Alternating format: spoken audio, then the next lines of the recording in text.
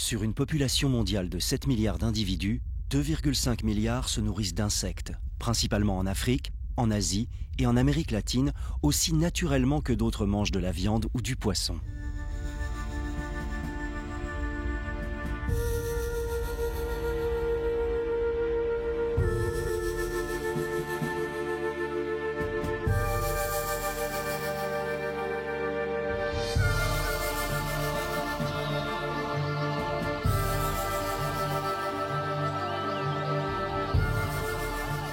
Au moins 1000 espèces d'insectes sont consommées, principalement dans les pays en développement. Les insectes offrent aux milliards de personnes qui souffrent de la faim sur cette planète un moyen inégalé de compléter leurs besoins en protéines et sont le moteur d'une activité économique fondée sur leur production et leur commercialisation. L'entomophagie, c'est-à-dire la consommation d'insectes, est très répandue en Thaïlande. Nous allons nous rendre dans le nord-est de ce pays. Poussée par la FAO et par le département d'entomologie de l'université de Khon Kaen, cette région a créé des fermes modèles d'élevage de grillons.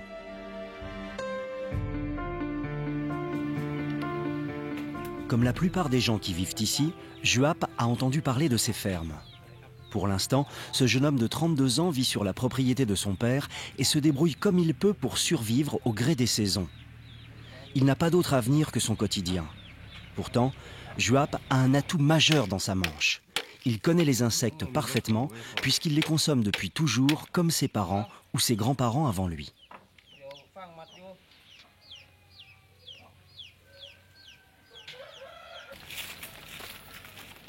Juap va monter sur cet arbre pour capturer des coléoptères qui s'y réunissent en grand nombre à la tombée du jour. Sur les centaines d'espèces consommées par l'homme, les insectes les plus prisés sont les larves de guêpes, d'abeilles ou les œufs de fourmis. Mais ici, en Thaïlande, la plus recherchée et donc la plus chère sur les marchés, c'est la punaise d'eau.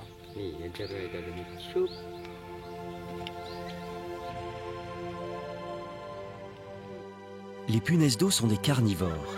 Elles capturent leurs proies avec leurs pattes avant de les aspirer avec les fluides corporels. Elles ont aussi la capacité d'infliger des morsures douloureuses. Elles utilisent le siphon de leur queue en le laissant à la surface afin de pouvoir respirer sous l'eau.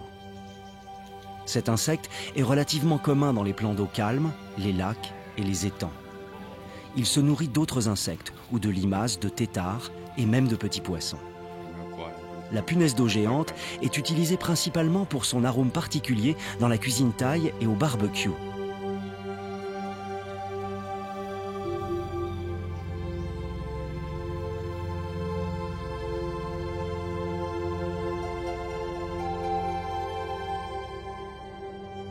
Les ailes extérieures et les pattes sont retirées pour laisser cuire le corps.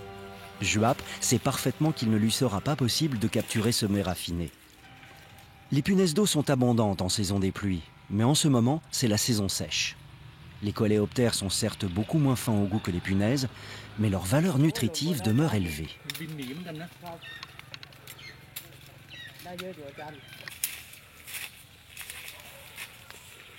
Pour Juap, la récolte a été bonne. Il a capturé suffisamment d'insectes pour un bon repas. Et cela en une demi-heure. Ce n'est pas tous les jours comme ça. Parfois, Juap ne trouve pas d'insectes autour de chez lui.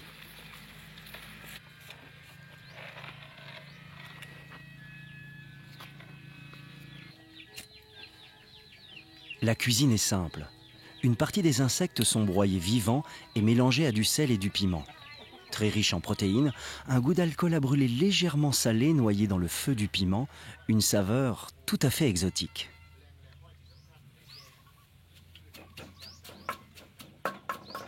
L'autre partie des insectes sera servie chaude. Les plantes jouent un rôle important dans la cuisine. Le piment est un antioxydant qui permet de prévenir les maladies cardiovasculaires et la citronnelle améliore grandement la digestion. Ce savoir, Juap l'a appris des anciens. Elle a des effets curatifs et préventifs pour prévenir la diarrhée et pour parfumer les insectes.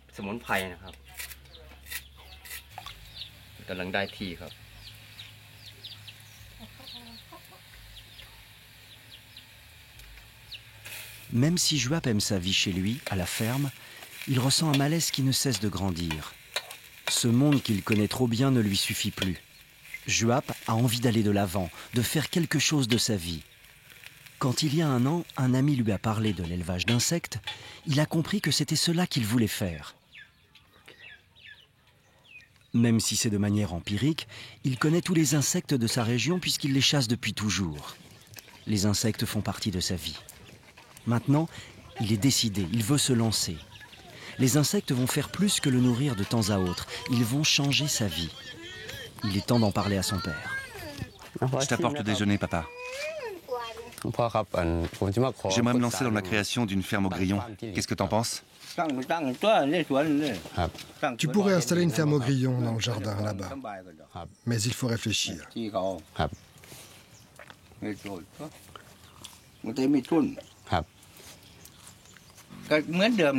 Ici, c'est comme avant, en fait. C'est-à-dire qu'on ne meurt pas de faim. Mais aujourd'hui, un manque se fait sentir. Autrefois, il y avait beaucoup de forêts. Il y en a encore, bien entendu, mais il y a aussi davantage d'hommes.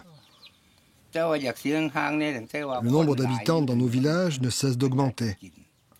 Les enfants naissent tous les jours, les hommes sont nombreux et ils doivent manger tout ce qu'ils trouvent dans la nature. Grenouilles, crabes, insectes, etc. On se dispute les ressources et cela devient difficile de manger à sa faim. Il y a de moins en moins d'habitat pour les insectes. Les forêts s'éloignent de nous. Au fur et à mesure qu'Aditya parle à son fils, il y croit de plus en plus. Toujours mesuré mais enflammé de l'intérieur, il donne à Juap les clés d'un bon départ. La première chose, c'est un emplacement convenable et propre. Mais ça, tu l'as déjà. Ensuite vient le capital. Sans cela, c'est impossible de réaliser un projet. Il existe un fonds du village. Le chef du village et ses assistants décident ou non d'accorder un prêt. Mais avant tout, il faut que tu ailles voir des fermes ailleurs, que tu rencontres ceux qui ont de l'expérience. On ne peut pas se perdre si on est bien informé. Le savoir-faire est indispensable. Si tu es diligent, tu y réussiras. Seuls les paresseux échouent.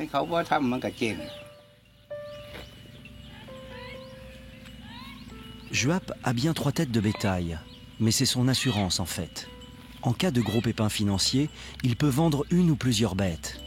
Il refuse de toucher à ce capital pour financer ses recherches. Ses vaches sont tout ce qu'il possède. Si la ferme ne marchait pas, elle lui serait d'un grand secours. Mais dynamisé par la réponse de son père, l'avenir prometteur d'une ferme aux grillons le séduit de plus en plus. Pour l'instant, son esprit est noyé dans une série de questions sans réponse. Quels insectes choisir? Comment les nourrir? Où les entreposer? Comment les conditionner pour la vente? Combien d'argent faut-il pour démarrer? Il sait que c'est en cherchant qu'il trouvera les solutions. Après avoir nourri ses animaux, il décide de partir à la chasse aux insectes. Non pas pour les consommer, mais pour essayer de les vendre au marché et se faire un peu d'argent afin de financer son propre voyage d'études. Le soir tombe et Juap part dans cette nature qu'il connaît bien.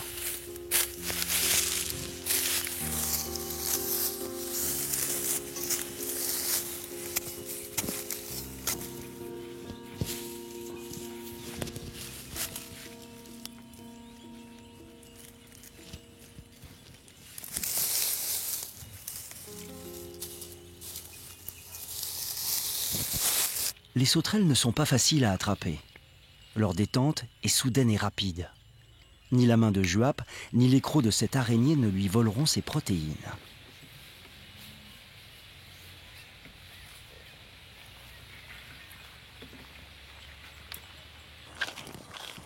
Il est beaucoup moins facile de trouver des insectes qu'auparavant. Bien sûr, c'est la saison sèche, mais Juap se souvient qu'il y a quelques années, il pouvait à la même période récolter 1 kilo d'insectes dans la soirée. Depuis quelque temps, les insectes semblent avoir disparu.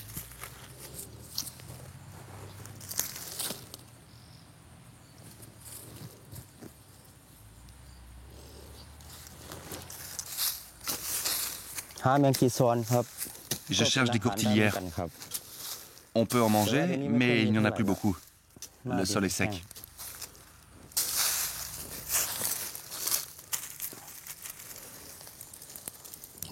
Une sauterelle.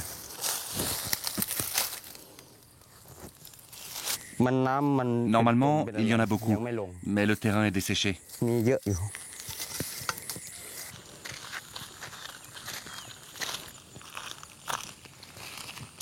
La propriété est clôturée, on ne peut pas entrer. Mais là, il y a des grillons, on les entend.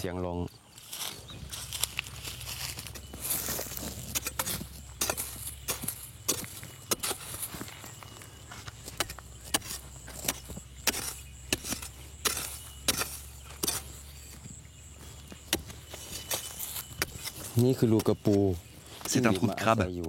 Parfois, des grillons s'y abritent. Ils stockent leur nourriture.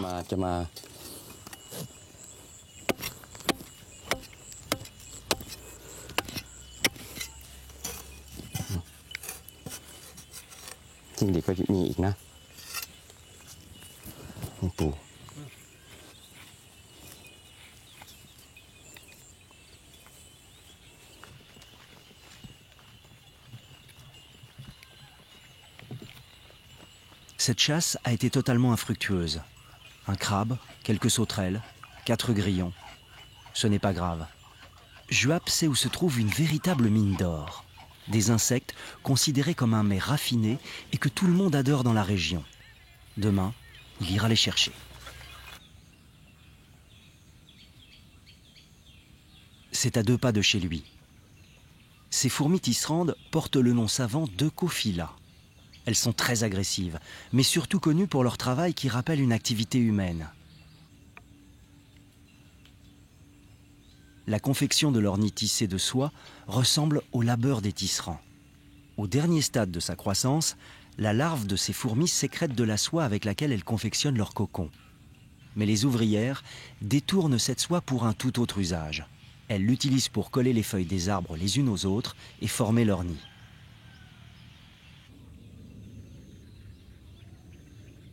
Ces nids de fourmis, Juap les connaît tous. Il les regarde grandir lentement depuis des mois, sachant qu'à l'intérieur se trouvent les œufs.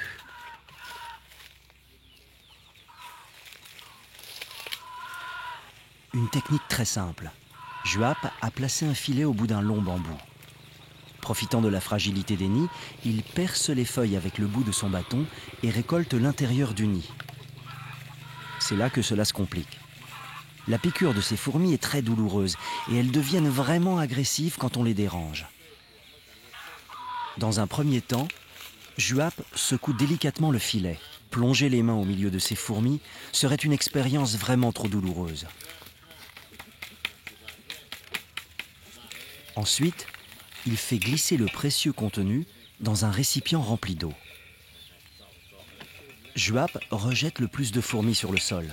Les insectes se regrouperont vite pour recommencer leur construction collective. Malgré la multitude des petites piqûres, Juap garde son sang-froid et s'essuie régulièrement le corps. Il ne pourrait pas récolter des œufs tous les jours, mais cette fois-ci, il est motivé. Ces œufs de fourmis sont très recherchés. C'est véritablement le caviar de la région. Craquant, légèrement sucré, en salade ou mélangé dans une omelette, les gens d'ici en raffolent.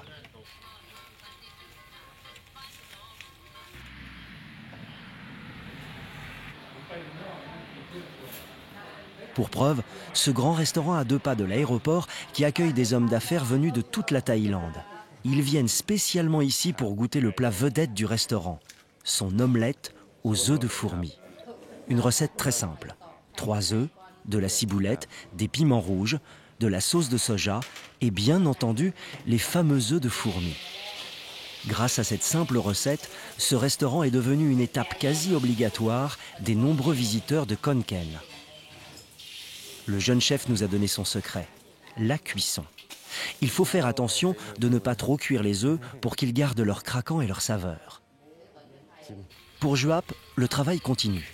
Il va écumer toute l'après-midi les nids de fourmis environnants jusqu'à remplir un saladier.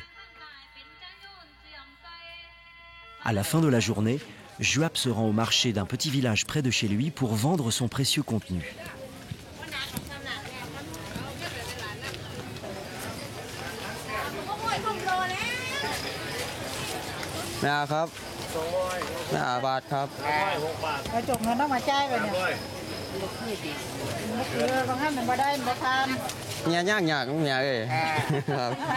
Juap a gagné 40 €. Cela suffira pour le premier voyage qu'il va entreprendre. Mais avant de partir, il achète quelques offrandes qu'il apportera au monastère. Avant un voyage, il est d'usage de demander la bénédiction des moines.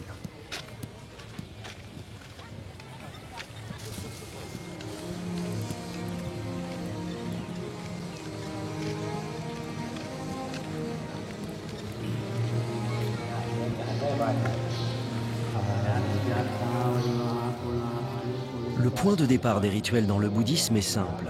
Tous les jours, le monde se présente à nous en fonction de nos états d'âme. Si nous sommes joyeux et remplis de tendresse, nous avons toutes les chances de rencontrer dans notre vie amour et compassion. Si au contraire nous sommes emplis de haine, c'est la violence que nous rencontrerons. Notre attitude influence directement le monde.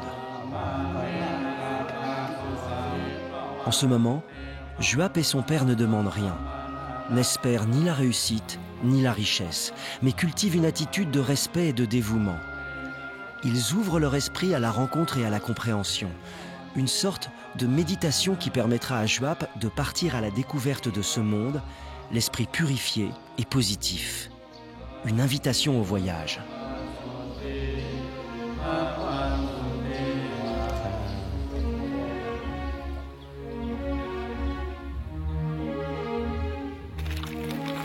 Pour Juap, le nouveau départ commence maintenant. C'est le premier pas réel qu'il entreprend pour commencer sa nouvelle vie.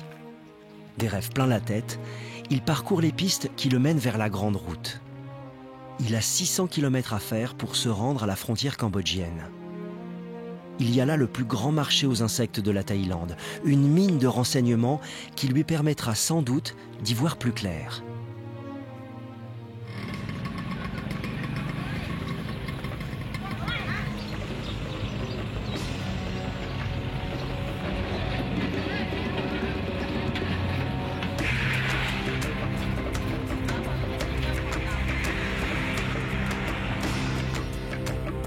La première question que se pose Juap est quels insectes va-t-il pouvoir élever?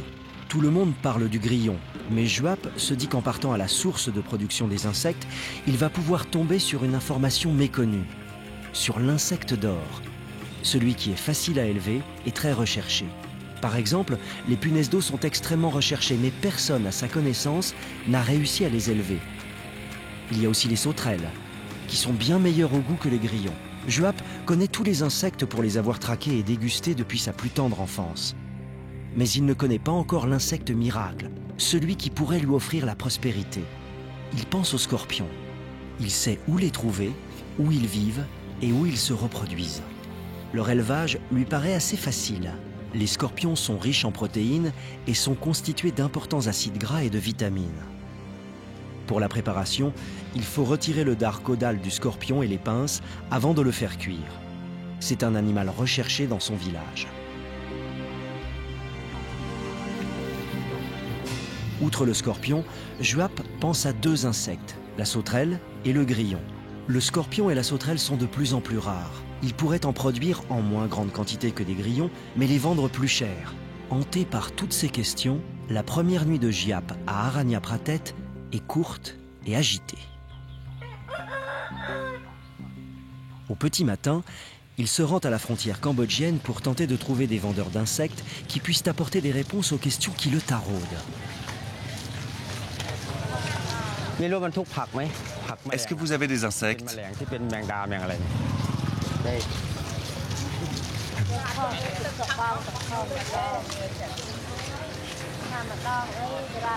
Ce sont des insectes ou des légumes? Ah, du poisson.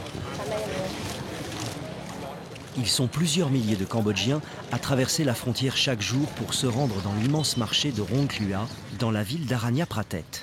Ici, tout se vend et s'achète.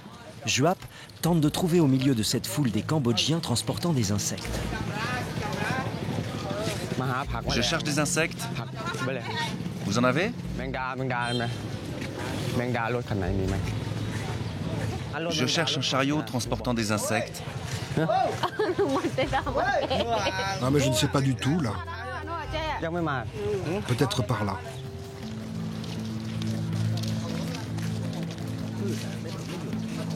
Impossible. À croire qu'il n'y a plus d'insectes qui viennent du Cambodge. Pourtant, on lui avait bien dit que le marché aux insectes de Rongklua était le plus grand de Thaïlande. Joap aperçoit un douanier et lui demande pourquoi il est si difficile de trouver des Cambodgiens qui viennent vendre leurs insectes. Il y a deux raisons à l'absence d'insectes au marché. La première, c'est que les insectes cambodgiens sont de plus en plus exportés vers le Vietnam. Et deux, les autorités thaïlandaises contrôlent de plus en plus l'importation d'insectes. Il faut que les insectes soient rendus inoffensifs pour la nature avant de rentrer sur notre territoire. Rendu immobile. Non, j'emploie la formule « rendu inoffensif pour la nature ». C'est la bonne formule. N'oubliez pas que les pays ne veulent pas d'insectes. Il y a une bonne raison. Ils sont les ennemis de l'agriculture. Oui, les ennemis des plantes. Il faut prévenir les maladies et les microbes. Les insectes pour la consommation, c'est une chose. Les insectes néfastes à l'agriculture, c'en est une autre. Les sauterelles sont-elles les ennemis de l'agriculture? Bien sûr, ce sont les ennemis de la nature. Et les grillons? Certaines espèces ne le sont pas comme les grillons blancs. On peut en trouver dans des fermes d'élevage en Thaïlande et au Cambodge.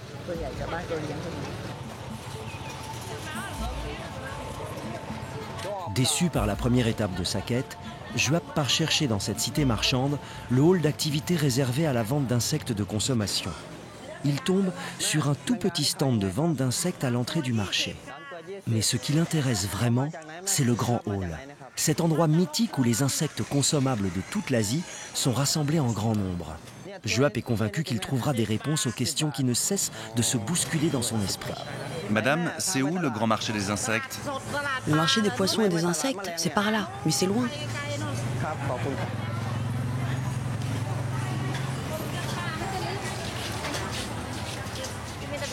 Trouver le marché aux insectes n'est pas simple.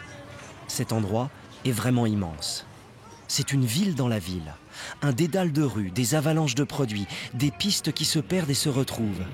Un vrai parcours du combattant.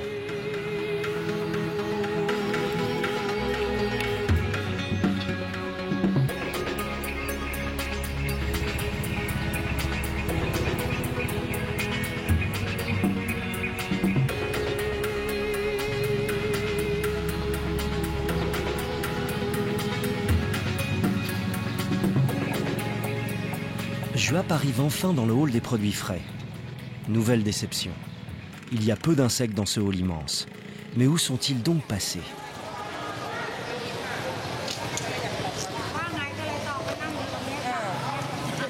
Combien vous les vendez, ces punaises d'eau? 25 centimes d'euros chaque insecte. C'est le même prix pour les mâles et les femelles? Non, les femelles, je les vends à moitié prix car elles n'ont pas beaucoup d'odeur. Les mâles ont beaucoup plus de goût. Et est-ce que ces punaises sont élevées au Cambodge? Non, elles viennent de la nature. Les grillons blancs et les grillons cuivre, eux, oui. Ils sont élevés dans des fermes. Les punaises d'eau ont été capturées grâce à des pièges lumineux. On les attire avec la lumière et ensuite on les prend. Malgré sa taille et son apparence coriace, la punaise d'eau, appelée aussi léthocère, a la capacité de bien voler. Elle quitte ainsi régulièrement les plans d'eau et est attirée par la lumière, ce qui permet aux chasseurs d'insectes de la capturer facilement. En ce moment, c'est la pleine lune. C'est pourquoi nous n'avons pas beaucoup d'insectes. Ah, c'est comme ça. C'est comme chez moi. Pendant la pleine lune, les insectes ne sortent pas chercher la nourriture, alors que pendant la lune noire, ils sont nombreux. C'est à ce moment qu'on peut les attirer avec de la lumière. C'est pour ça que vous n'avez pas beaucoup d'insectes? Oui, Et quand il y en a beaucoup, c'est comment? il y en a des tonnes. Ça inonde le hall. Il y en a des centaines de tonnes, je dirais. Autrefois, près de chez moi, dans le marché d'Aram, il y avait des forêts et des étangs. On attrapait beaucoup d'insectes avec des néons. Aujourd'hui, les remblais ont condamné les étangs, les habitations se multiplient, il n'y a plus de place pour les insectes. Là où il reste des cébanias ou des jacinthes, il y a encore des insectes. Cette affaire, elle te rapporte combien par jour? Ça dépend des jours. Les meilleurs jours? Le maximum, c'est entre 1000 et 1200 euros. Par jour? Le hall des insectes et des poissons est géré par un particulier.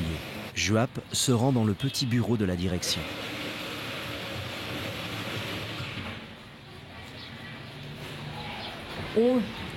Avant, il y avait des montagnes d'insectes au marché. On avait du mal à trouver de la place. Maintenant, il y en a nettement moins. Parce qu'avant, il y avait beaucoup d'insectes en Thaïlande. À mon avis, l'utilisation abusive des insecticides est en partie responsable de leur disparition. J'ai entendu dire que les Cambodgiens utilisent eux aussi des insecticides. Donc il va y avoir encore moins d'insectes. Il faut élever les insectes, sinon les espèces vont s'éteindre. Les chasseurs d'insectes ne sont pas comme les pêcheurs. Eux, quand ils pêchent, ils rejettent le poisson s'il est trop petit ou ceux qui ont des œufs. Les chasseurs d'insectes ne font aucune différence. Ils prennent tous les insectes, petits ou grands. Ils n'épargnent pas les jeunes sauterelles qui n'ont pas encore leurs ailes. Ils les prennent toutes, même les plus jeunes. Alors, elles ne peuvent plus se reproduire et un jour, elles disparaîtront. Même si cette visite de ce grand marché n'a pas été à la hauteur des attentes de Juap, il quitte le lieu avec l'esprit plus clair. La disparition progressive des insectes due aux insecticides et à la chasse intensive ouvre grandement la porte de l'élevage. Juap est de plus en plus convaincu que c'est pour lui le moment de se lancer. Tout ce qu'il a vu et entendu le pousse dans la même direction. On lui a parlé d'un élevage de vers à soie tout près d'ici. Il décide de s'y rendre avant de retourner vers Khon Kaen. On ne sait jamais. Cet insecte a 2 emplois, le fil à soie et la consommation du verre. Juap est excité. Double possibilité, son futur insecte est peut-être là, dans une petite maison occupée par une vieille dame, douce et tranquille.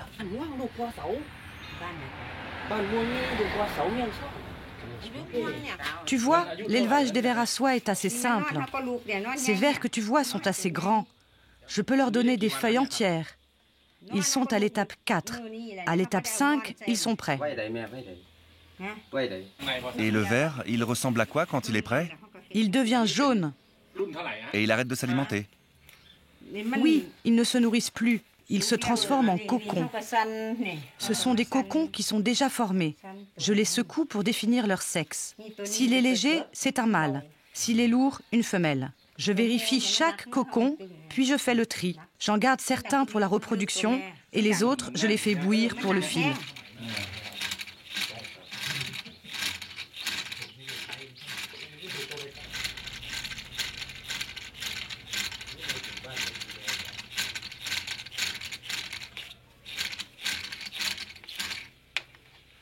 Grand-mère, comment as-tu commencé? Où est-ce que tu as trouvé ces vers à soie?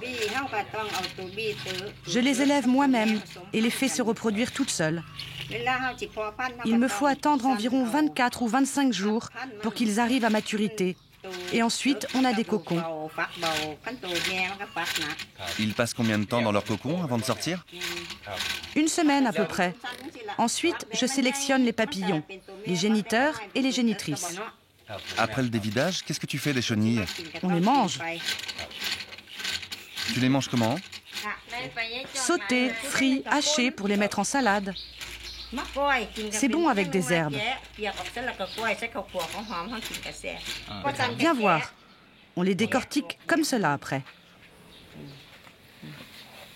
Fais voir. C'est très simple, si les cocons sont déjà bouillis. Je vois. Il suffit de les secouer doucement. On peut les manger tout de suite? Oui. C'est super. C'est bon, n'est-ce pas? C'est délicieux, merci.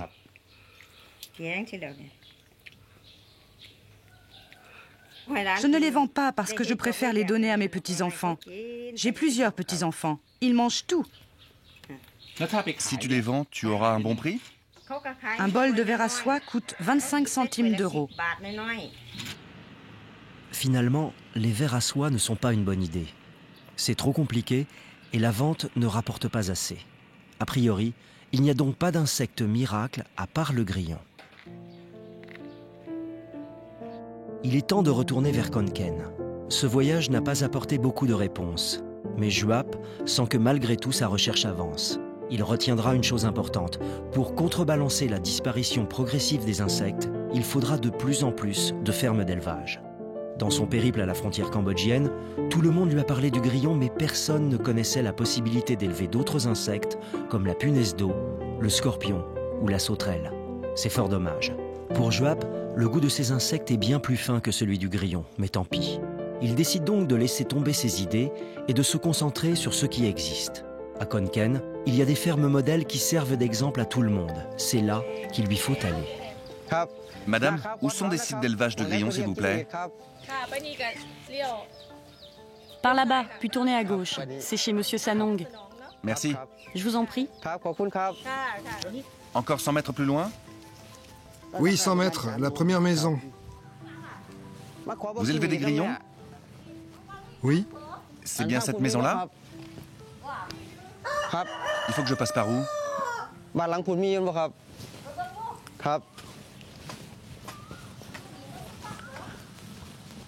Est-ce qu'il y a quelqu'un?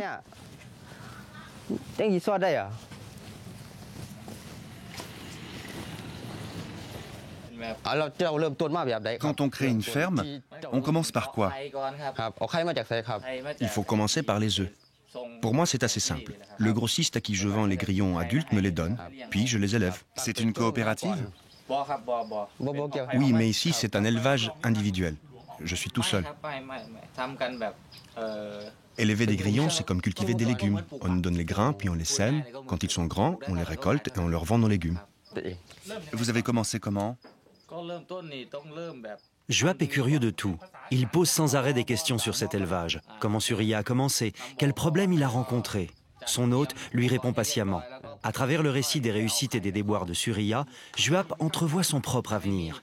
Cet élevage est rentable. Mais les grillons sont des êtres fragiles qu'il faut surveiller quotidiennement. Il comprend que la surpopulation, l'humidité, le froid peuvent les tuer rapidement. La mère de Surya intervient du fond de la salle pour lui apprendre quelque chose de surprenant. Savez-vous qu'on leur fait écouter de la musique? Pour qu'ils ne stressent pas?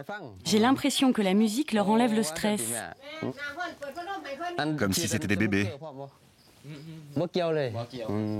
Oui, il faut les veiller tout le temps pour empêcher d'autres bêtes de pénétrer dans les bacs. S'il y a du vent, il faut empêcher les filets de s'envoler. Sinon, les grillons s'échappent. Il faut attacher les filets, sinon on peut être ruiné. Il faut les surveiller de près, comme les petits-enfants. Ils réagissent comment à la musique? Ils sont d'un seul coup plus actifs. Oui, ils cherchent à manger. Ils ne restent pas immobiles. S'ils ne bougent pas, ils meurent. C'est une sorte d'exercice? Oui. Et un anti-stress. Et dans les champs derrière vous, il y a des grillons sauvages? Non, il n'y en a plus.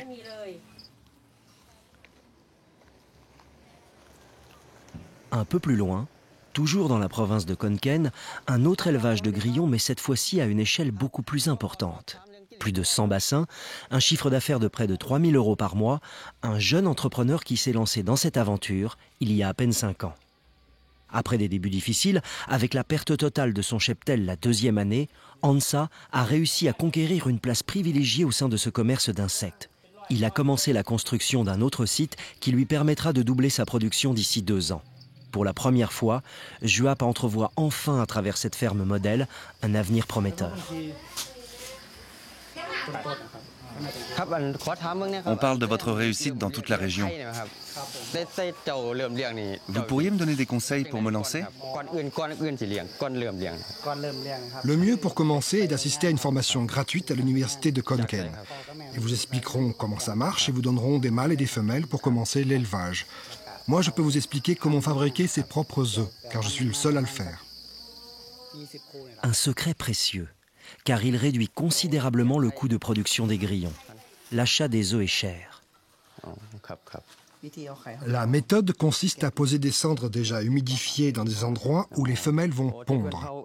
Comment fait-on pour savoir? Quand elles vont pondre, elles produisent un son tout à fait particulier. Et quand ils vont s'accoupler, ils ont un autre chant. Elles vont pondre en 4 séries. Le secret, c'est de les laisser pondre seulement 1 à 2 séries. Sinon, les grillons resteront trop petits pour les vendre. Dans l'avenir, l'élevage d'insectes devrait prospérer. Est-ce que vous avez des conseils à me donner? Il faut étudier avant de commencer l'élevage des insectes. Mais le plus important, c'est d'avoir de solides points de vente sur les marchés. En juillet, fin de saison des pluies, il y a beaucoup d'insectes en vente, donc les prix baissent. Si l'on ne trouve pas d'acquéreurs, c'est un gros problème parce que tes grillons meurent. En fait, on rencontre un tas de problèmes. En hiver, par exemple, s'il fait trop froid, dans ton élevage, tous tes grillons peuvent mourir. Élever des grillons, c'est à la fois facile et délicat.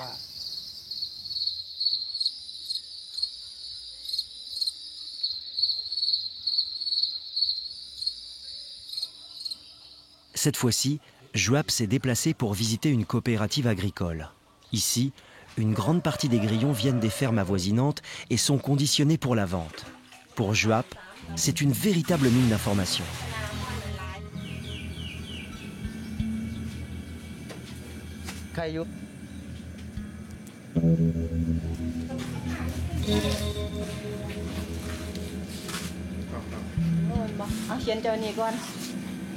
Bon pour vous, 25, 27 et 4. Vous avez un stylo? Oui. Écrivez votre nom. 27,4 kilos.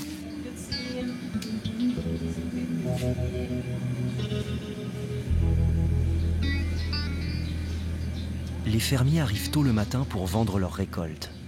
Les grillons sont ensuite lavés puis séparés en deux parties. Des grillons frais qui seront vendus pour être ensuite grillés et des grillons cuits qui se conservent plus longtemps. La cuisson est simple. Les grillons sont plongés dans un immense bac d'eau bouillante, on ajoute du sel et on laisse cuire pendant une dizaine de minutes.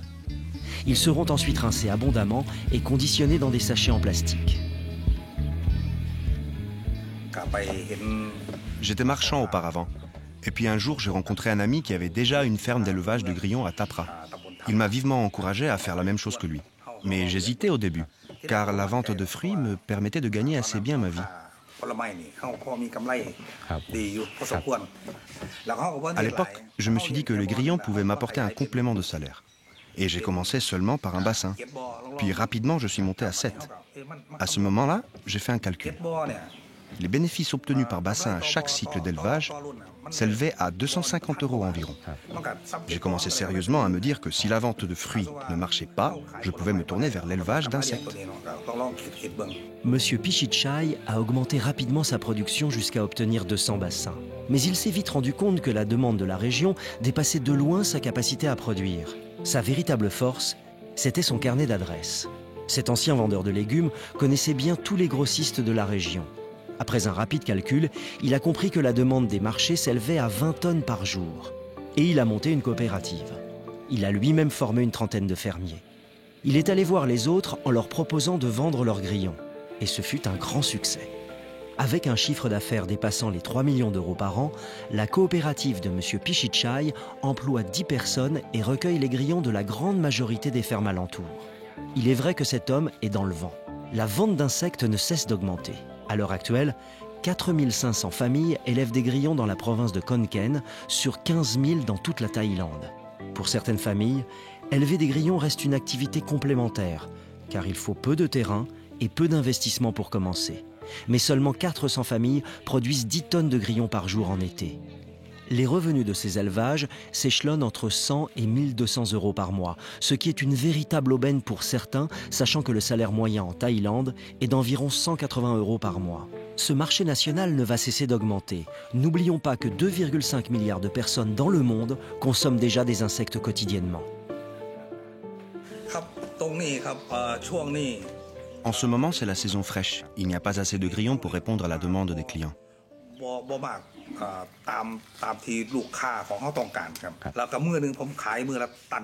Mon maximum, c'est 7800 kg de grillons en une seule journée. Mais en ce moment, je n'ai que 200 à 300 kg d'insectes à vendre.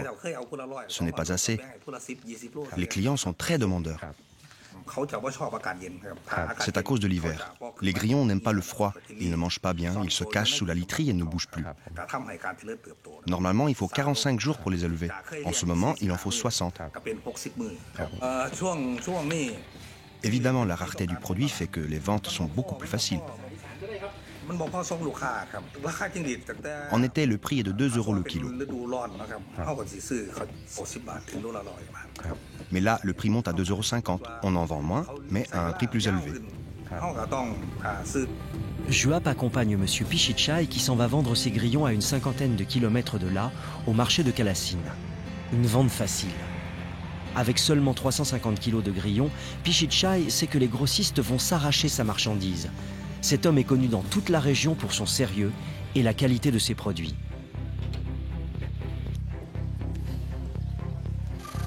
Il est à peine arrivé que déjà les clients affluent.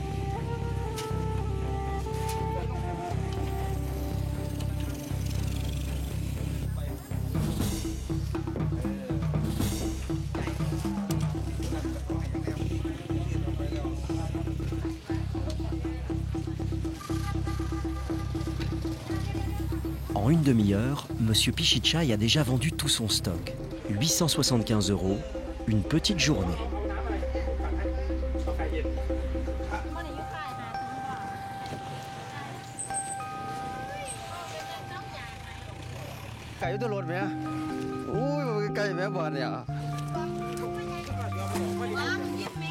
Juap a presque fini son voyage.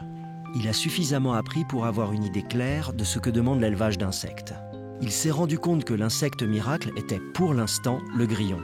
Il a compris que l'élevage de ces petites bêtes pouvait se faire en plusieurs étapes. Il a décidé de commencer doucement. Il construira d'abord 1 ou 2 bassins et puis, grâce aux bénéfices, il augmentera doucement mais sûrement sa production. Son avenir est devant lui. Maintenant, il le voit. Il n'a plus qu'une étape avant d'aller faire sa demande de financement au chef de son village, l'université de Khon Kaen.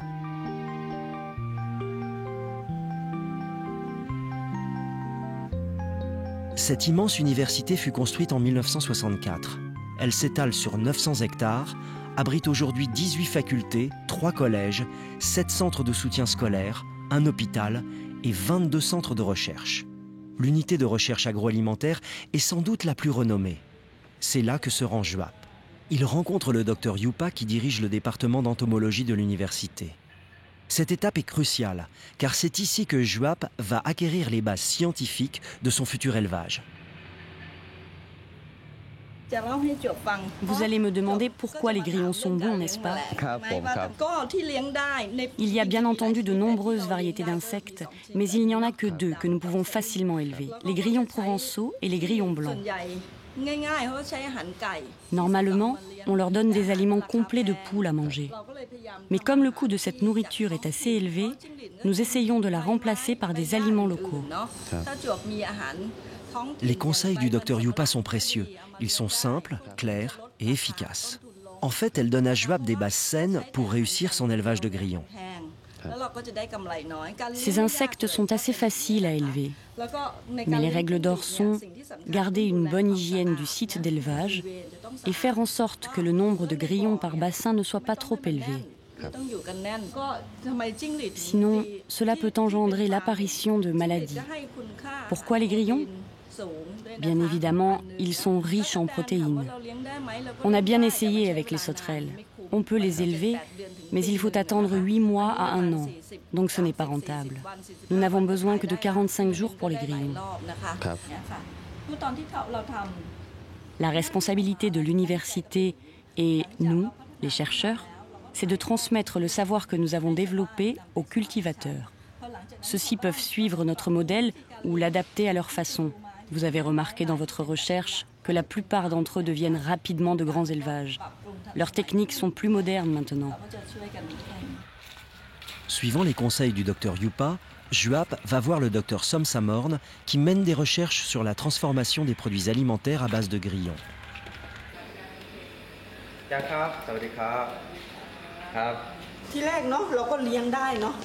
Au début, j'ai commencé avec des grillons bouillis. Mais ce produit n'était pas du tout satisfaisant. Les gens voyaient trop les insectes et ils avaient tous un réflexe de répulsion. C'est surtout les étrangers qui ne les apprécient pas. On a commencé par sécher les grillons. À ce moment-là, on pouvait les garder beaucoup plus longtemps. On peut les garder à température ambiante, alors que les grillons bouillis, il faut les conserver au réfrigérateur ou les congeler. Mais même séchés, l'aspect des insectes reste écœurant, n'est-ce pas? Alors on les transforme en poudre. C'est un peu comme le sésame. Non seulement ça donne plus envie d'en manger, mais on peut aussi l'utiliser plus facilement en cuisine. Les grillons bouillis comme ça sont composés à 12% de protéines. Mais si nous les faisons sécher, le taux de protéines peut augmenter jusqu'à 60%. S'il vous plaît, juste une petite question. Entre l'insecte et le poisson, lequel est la meilleure source de protéines? S'ils sont tous les deux frais, Le poisson est un peu plus riche en protéines. Et la viande? La protéine dans la viande est aussi un peu plus élevée. Mais après les avoir séchés, le taux de protéines des insectes s'élève à 60%. Il n'y a aucun poisson qui soit aussi riche en protéines. Et pour les produits séchés, comment les consommer alors? On peut les combiner avec d'autres produits, comme par exemple des nouilles. Là, ce sont des nouilles à base de jaune d'œuf. Quand on ajoute de la poudre de grillons séchés dans les nouilles, la couleur devient un peu plus foncée, mais le goût ne change pas. Et le taux de protéines? Plus élevé, bien sûr. Pour les nouilles seules, le taux de protéines est à 8% environ. En ajoutant la poudre de grillons, on arrive à 17% de protéines. Pour les enfants souffrant de malnutrition, dans les campagnes, les grillons pourraient devenir aussi une source de protéines vitales. Qu'est-ce qui vous a inspiré à réaliser tout ça? Premièrement, les insectes sont riches en protéines. Ensuite, ils sont faciles à élever et ont une croissance rapide. Le rendement est très important.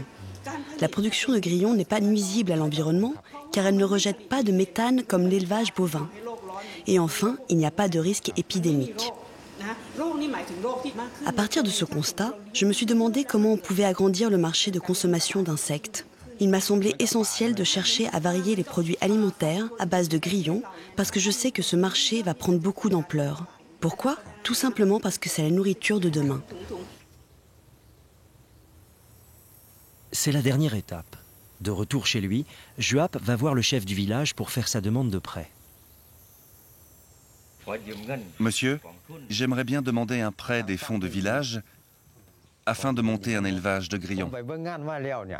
J'ai fait un grand voyage pour me renseigner sur l'élevage de grillons. Je suis allé observer le marché à Nakle. J'ai vu des éleveurs, grands et petits, l'usine d'insectes à Mahasarakam.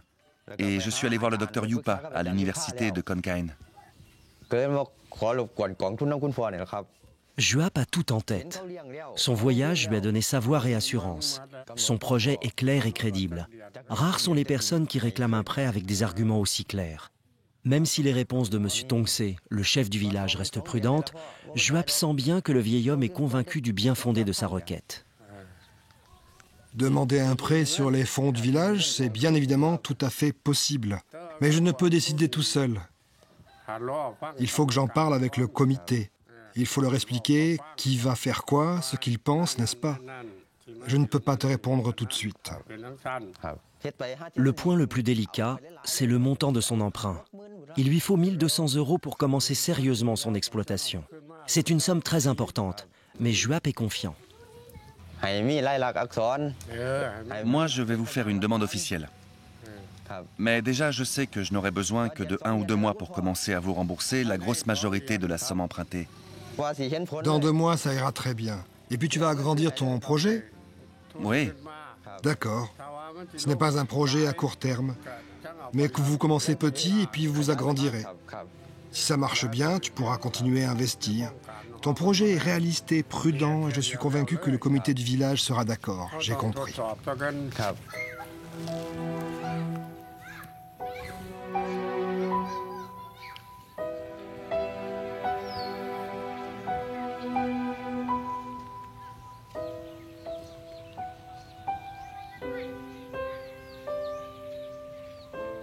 Moins d'1 mois après sa visite au chef du village, le comité de soutien lui a versé 1 200 € pour commencer ses travaux.